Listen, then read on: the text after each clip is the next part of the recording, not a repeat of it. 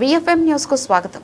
ప్రభుత్వ నిబంధనలకు విరుద్ధంగా ముందస్తు ప్రవేశాల ప్రచారాలు నిర్వహిస్తున్న ఏరా ఇంటర్నేషనల్ పాఠశాలపై చర్యలు తీసుకోవాలని, అనుమతులు లేకుండా నడుస్తున్న బిఎస్ ఇంటర్నేషనల్ పాఠశాలను సీజ్ చేయాలని ఏఐఎస్ఎఫ్ ఆధ్వర్యంలో జిల్లా విద్యాశాఖ అధికారి కార్యాలయం ఎదుట ధర్నా నిర్వహించారు.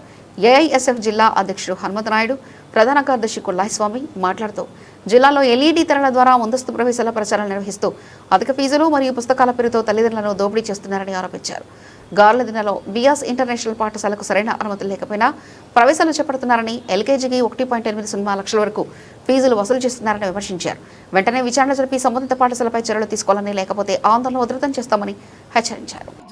అనంతపురం నగరంలో నిబంధనలకు విరుద్ధంగా అక్షరాల పేరుతో లక్షల వ్యాపారం చేస్తున్న ఎరా ఇంటర్నేషనల్ పాఠశాల పైన, అనుమతులు లేకుండా నడుపుతున్న బిఎస్ ఇంటర్నేషనల్ పాఠశాల పైన, అదేవిధంగా జిల్లా విద్యాశాఖ అధికారుల ఆదేశాలను తుంగలో తొక్కుతూ విచ్చలవిడిగా ముందస్తు అడ్మిషన్లు చేస్తున్నటువంటి నారాయణ, శ్రీ చైతన్య, భాష్యము, ఎస్ఆర్ కార్పొరేట్ ప్రైవేట్ విద్యా సంస్థల పైన చర్యలు తీసుకోవాలని ఈరోజు ఏఐఎస్ఎఫ్ ఆధ్వర్యంలో డిఈఓ కార్యాలయం దగ్గర ధర్నా కార్యక్రమం చేపట్టడం జరిగింది.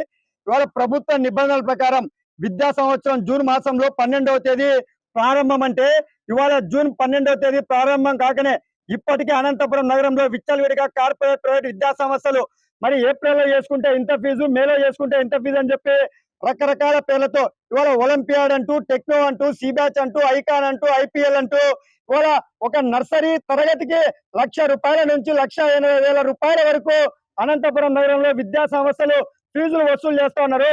ఇవాళ కార్పొరేట్ విద్యా సంస్థల ఫీజుల దోపిడీకి వ్యతిరేకంగా ఏఐఎస్ఎఫ్ ఇప్పటికే ఆందోళన కార్యక్రమాల రూపంలో చేశాం. ఇదే జిల్లా విద్యాశాఖ అధికారులకు మరి వినతి పత్రాలు ఇచ్చాం. ఆధారాలతో సహా అందజేసా కూడా జిల్లా విద్యాశాఖ అధికారులు ఇంతవరకు ఏ ఒక్క విద్యా సంస్థ పైన కూడా యాక్షన్ తీసుకోలేదు.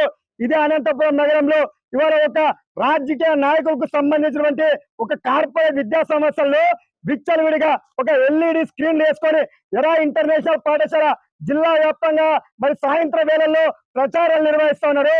దాన్ని ఏఐఎస్ఎఫ్ గా మేము అడ్డుకుంటే మీరు ఎవరికి చెప్పుకుంటారో చెప్పుకోండి, మాకు జిల్లా విద్యాశాఖ అధికారులే అనుమతులు జారీ చేశారు, మీరు కేసు అయినా పెట్టుకోండి, ఏమైనా పెట్టుకోండి, మేము అడ్మిషన్లు చేసేది అని చెప్పేసి బహిరంగంగా ప్రకటన చేస్తున్నారు.